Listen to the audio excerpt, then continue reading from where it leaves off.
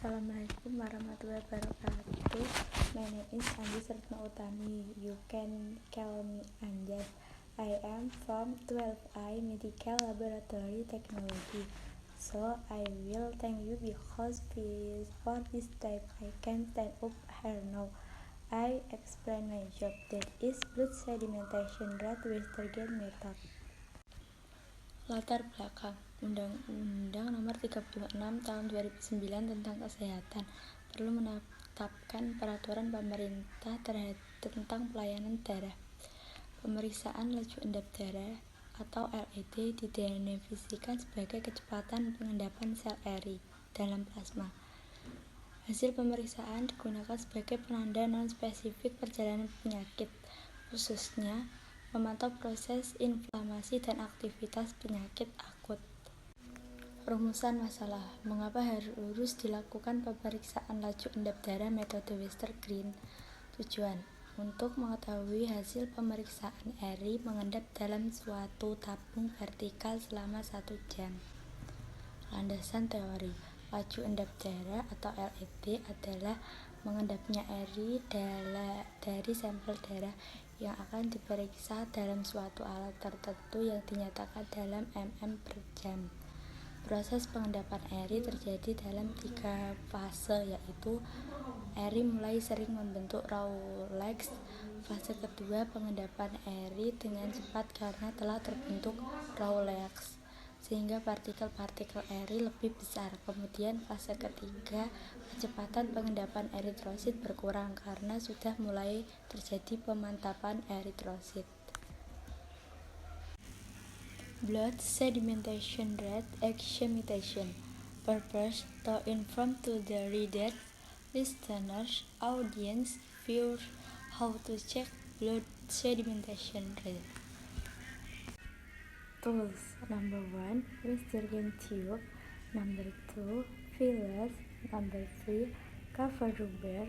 Number 4, Westergen slab. Number 5, tube vial. Material: number 1, anticoagulant.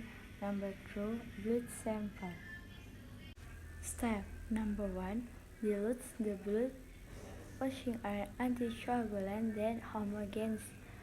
Number 4, take the blood that has been diluted in a Westergen tube up to the 0 mark.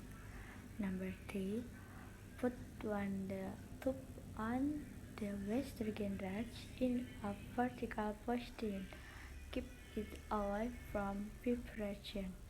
Number 4, leave it for an hour and record how much the difference in erythrocyte. Nilai normal bayi baru lahir 0-2 mm per jam, anak-anak 3-13 mm per jam, perempuan 1-20 mm per jam, laki-laki 1-15 mm per jam. Hasil pemeriksaan.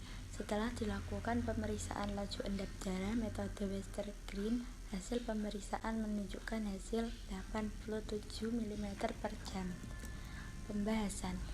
Pada pemeriksaan laju endap darah, ada beberapa faktor yang mempengaruhi hasil pemeriksaan, antara lain pasien sedang dalam kondisi menstruasi, batuk, demam, atau perbandingan antara EGDA dan darah yang tidak sesuai, dan tingkat kemiringan tabung pada saat pemeriksaan.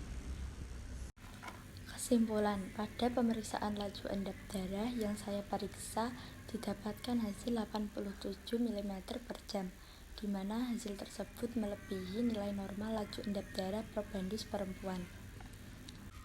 Berikut ada lembar job sheet dan sumber referensi.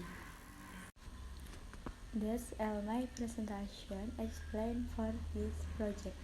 Please forgive me if I have mistakes, and thank you.